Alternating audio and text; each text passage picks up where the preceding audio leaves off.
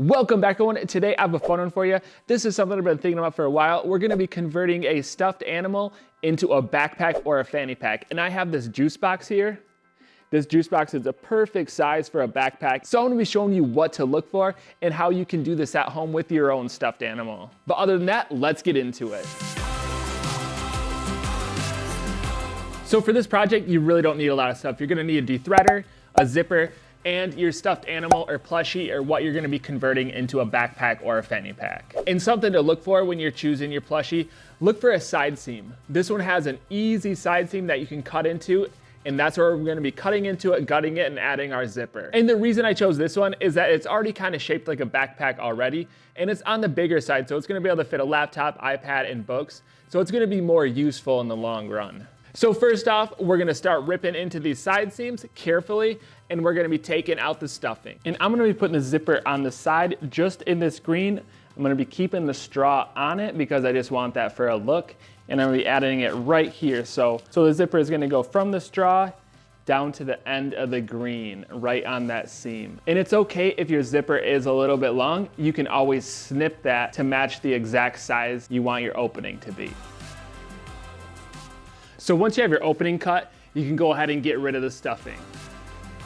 And once you have all that stuffing out, you can go ahead and flip it inside out to see what the seams look like. So actually the seams are on the side here, and that's still a good thing because you can actually take those off, but I'm actually just gonna cut in the middle here because I realized the seam was acting kind of weird, and they just have embroidery right there. So actually I'm just gonna cut right on that embroidery line, and that's where I'm gonna add my zipper. So if you don't have a side seam, that's totally fine. You can still add your zipper by just cutting a spot where you want your zipper to be. And I'm actually gonna whip together a lining for this. So I'm gonna flip it inside out and measure the panels. And I'm just measuring the width and the height for each of the panels.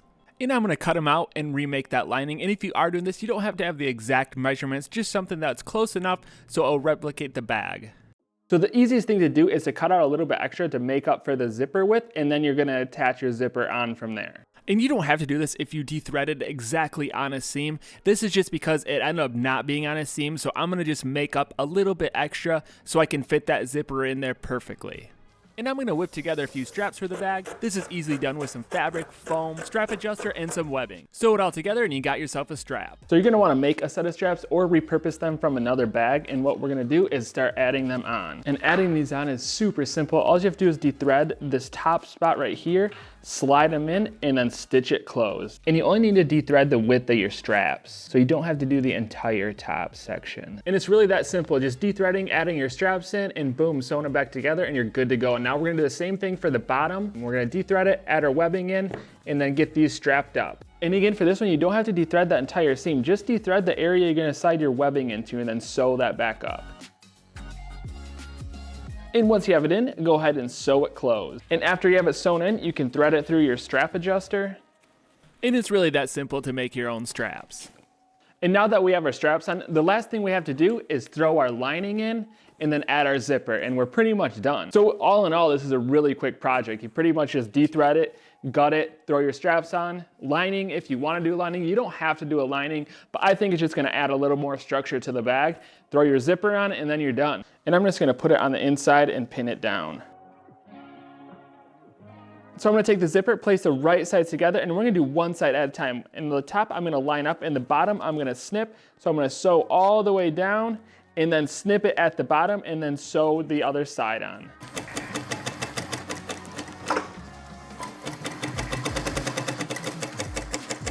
Throw it on, see how it fits and feels. And yeah, it's really that simple. Just zipper, straps, lining if you want to, and you're done. But yeah, definitely comment down below if this was at all interesting or fun, or you did this, and tag me on Instagram if you did do this at Properfit Clothing. For sure, I would like to see your creations on this. But other than that, I'm gonna keep the videos coming at you, so I'll see you next time.